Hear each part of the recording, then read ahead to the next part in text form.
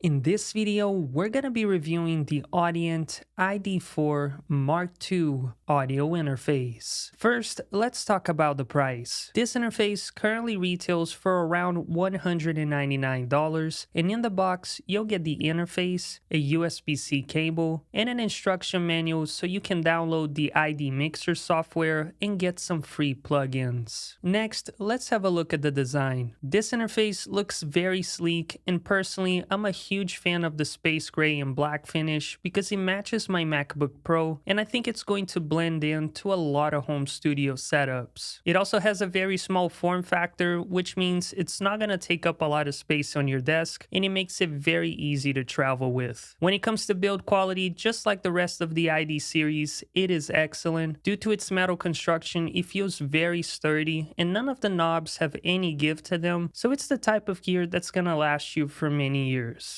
Going over the specs and features, on the back, it has one XLR input for your microphone, a 48-volt switch in case you're using a condenser mic. You can also connect up to one pair of studio monitors. On the front, it has one JFET instrument input for your electric guitar or bass, dual headphone outputs in case you misplace your adapter, and looking top down, you'll find two independent gain knobs, one for your microphone and one for your instrument, which can be used simultaneously. In the middle, it has a monitor mix knob, which lets you blend the signal coming from your inputs as well as your computer's internal audio, which is very useful for getting the perfect headphone mix without having to rely on any external software. On the top right, LED indicators for your volume and gain levels, a scroll wheel which lets you control your output levels as well as some parameters in your recording software when using the scroll control feature, and at the bottom, it has a monitor selector and an ID button, which is going to let you control your plugins with the scroll wheel in your recording software. And speaking of software, here's a quick look at the ID Mixer. On the left, you'll find your inputs and output channels, and at the top right, you have audio loopback, which can be useful for live streaming and screen sharing. But with so many options to choose from, what makes Audient interfaces special? The simple answer is their analog style preamps that are based on the Audient ASP8024 console, which is very expensive, so it's really nice to know that you're getting that type of sound quality even at a much lower price point. So now let's do some audio tests so you can hear the built-in preamp on this interface.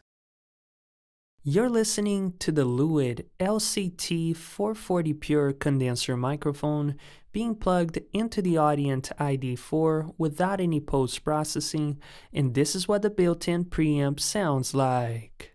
Now you're listening to the Audient iD1, which is another popular home studio mic being connected into the Audient iD4 with no post-processing, and this is what kind of sound quality you can expect out of this setup. Moving on to a dynamic microphone, this time you're listening to the Shure SM7DB, which is the new version of the SM7B. My gain is set pretty much all of the way up. I'm not using a cloud lifter, and as you can hear, it's enough to power this mic. Nobody said it was easy. No one ever said it would be this hard. Oh, let's go back to the start.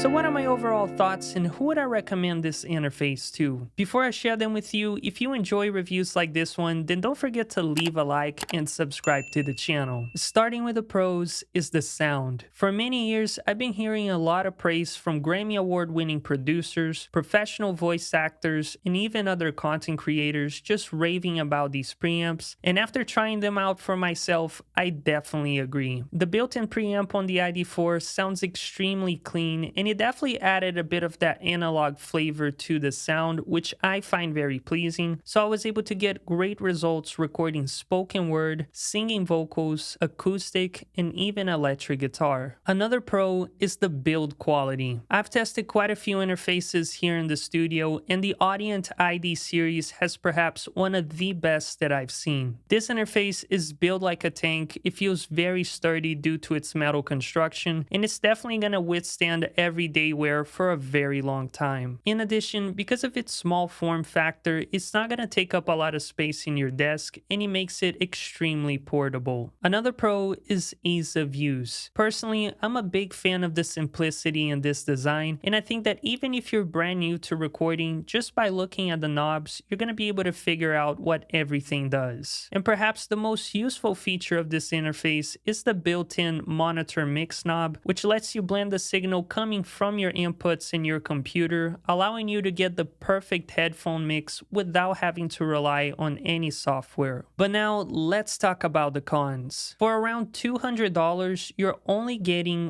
one XLR input. This may be perfect if you're a solo creator, but if you're planning to record with multiple microphones, maybe you're in a band, or maybe you're planning to have a guest come over at your podcast, unfortunately, it won't allow you to do that. Another con is that this interface does not come included with a smart gain control or an auto setup feature, which nowadays is becoming more and more common with entry-level interfaces, including Audient's Evo series. To me, it doesn't make sense that we're paying more money and we don't get that feature, so hopefully this is something that Audient can include in future generations of this interface. Something else that I've noticed is that the built-in preamp on the ID4 can only provide up to 58 decibels of gain, and yes, that is enough to power an SM7B, but again, once you compare it to other interfaces, some of them are getting up to 68 or even 72 decibels of gain, so hopefully this can be improved in the future. But by far, the biggest con about the Audient ID4, in my humble opinion, has nothing to do with the interface itself and everything to do with the ID Mixer software. In this channel, I've been lucky enough to test multiple interfaces that come included with their own softwares, like Universal Audio's console app and especially Lewitt's Control Center, and unfortunately, the ID Mixer just pales in comparison when it comes to features and ease of use. For starters, since you have all of the functionality within the unit itself, there's really not much need for the software whatsoever, unless you plan to use Audio Loopback. And unfortunately, I did have a bit of a struggle on learning how to use that feature, so if you plan on using it, I highly encourage you to take at least 10 minutes out of your day and go to Audient's official YouTube channel so you can learn it inside out. And most importantly, this software does not come included with any DSP powered plugins. This means no EQ, no compression, or any other effects. You're gonna have to record completely dry and then add all of the effects in post-production. For many people, this is not gonna be a deal breaker, but if you're planning to streamline your workflow and actually print with effects on the way in, unfortunately, it won't allow you to do that. But overall, I think the Audient ID4 is an excellent sounding entry-level interface, and I would definitely recommend it for any solo creator, whether you're a musician,